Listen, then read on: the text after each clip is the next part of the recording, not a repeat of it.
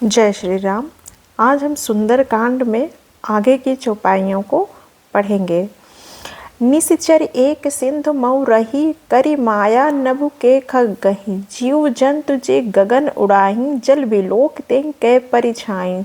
समुद्र में एक राक्षसी रहती थी। वह माया करके आकाश में उड़ते हुए पक्षियों को पकड़ लेती थी।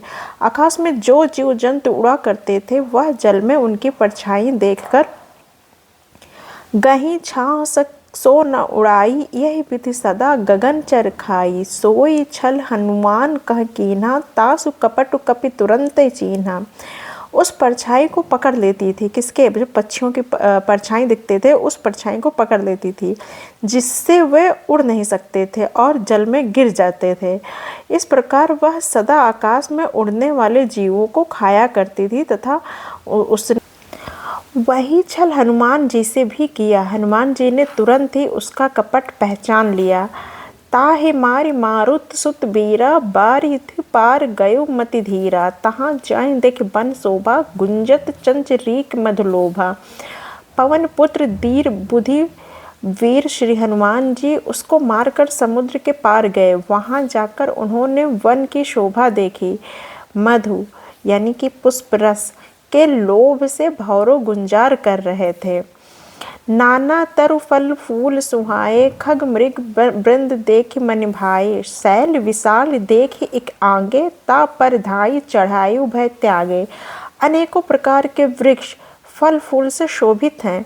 पक्षी और पशुओं के समूह को देखकर तो वे मन में बहुत ही प्रसन्न हुए। सामने एक विशाल पर्वत देखकर श्री हनुमान जी भय त्याग कर उस पर दौड़कर चढ़े।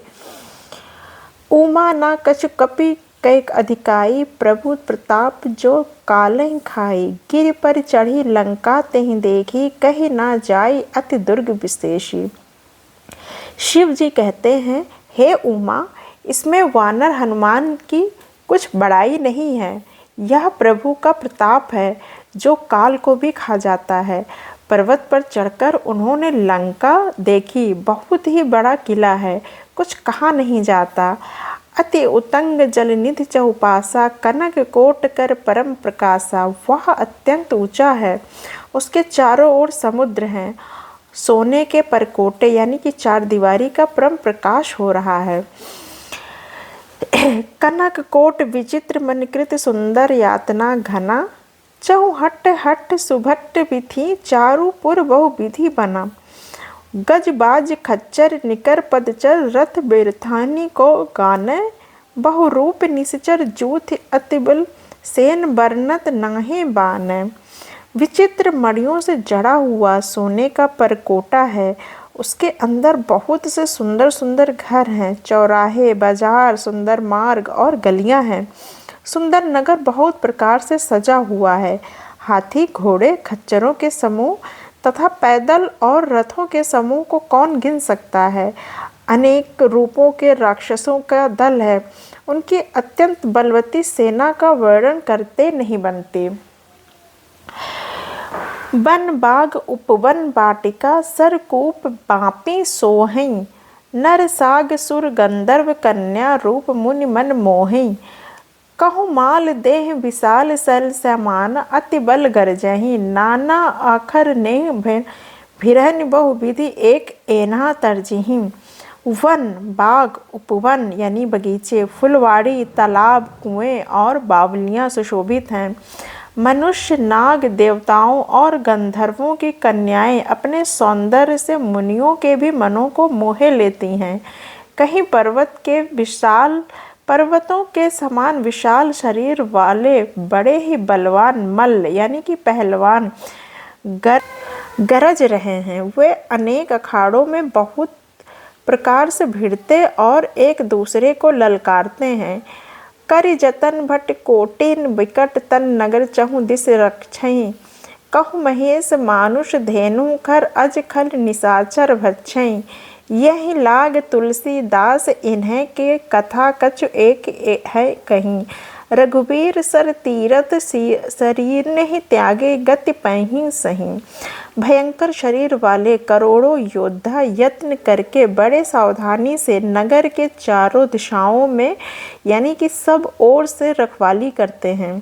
कहीं दुष्ट राक्षस भैंसों, मनुष्यों, गायों, गधों और बकरों को खा रहे हैं। तुलसीदास ने इनकी कथा इसलिए कुछ थोड़ी सी कही कि ये निश्चय श्री रामचंद्र जी का बाढ़ रूपी तीर्थ में शरीर को त्याग कर परम गति पावेंगे। पुर रखवारे देख बहु कपि मन कीन्ह विचार, अति लघु रूप धरो निस नगर कहूँ करो पैसार। नगर के बहुसंख्यक रखवालों को देखकर हनुमान जी ने मन में विचार किया कि अत्यंत छोटा रूप धरूं और रात के समय नगर में प्रवेश करूं। मसक समान रूप कपि धरई, लंकहि चले सुमिर नर हरि। नाम लंकनी एक निश्चरी, सो कहि चले से मोहि निंदरी। हनुमान जी मच्छर के समान यानी कि बहुत छोटा सा रूप धारण कर नर रूप से लीला करने वाले भगवान श्री रामचंद्र जी का स्मरण करके लंका को चले, यानी कि लंका के गेट पे जाके पहुँचे। वहाँ पे एक लंकनी नामक राक्षसी रहती थी। वह बोली, मेरा निरादर करके यानी कि बिना मुझसे पूछे कहाँ चल रहे हो, यानी कि इतना कड़ा शासन था लंका में कि एक मच्छर भी बिना लंकनी के उनके दरबार में नहीं जा सकता था, यानी कि वो लंका में प्रवेश नहीं कर सकता था। जाने ही नहीं मरम सठ मोरा, मोर आहार जहीं लग चोरा। मुठिका एक महाकपि हनि, रुधिर बमत धरने ठनमनी। हे मूर्ख, तूने मेरा भेद नहीं जाना। जहाँ तक यानी कि जितने चोर हैं वे सब मेरे आहार हैं। महाकपि हनुमान जी ने उसे एक घुसा मारा जिससे वह खून की उल्टी करती हुई पृथ्वी पर लुढ़क पड़ी। पुनि संभारी उठी सो लंका, जोरि पानि कर विनय सशंका। जब रावण ब्रह्म बर दीन्हा, चलत विरंच कहि मोहि चीन्हा। वह लंकनी फिर अपने को संभाल कर उठी और डर के मारे हाथ जोड़कर विनती करने लगी। वह बोली, रावण को जब ब्रह्मा जी ने वर दिया था तब चलते समय उन्होंने मुझे राक्षसों के विनाश के लिए यह पहचान बता दी थी।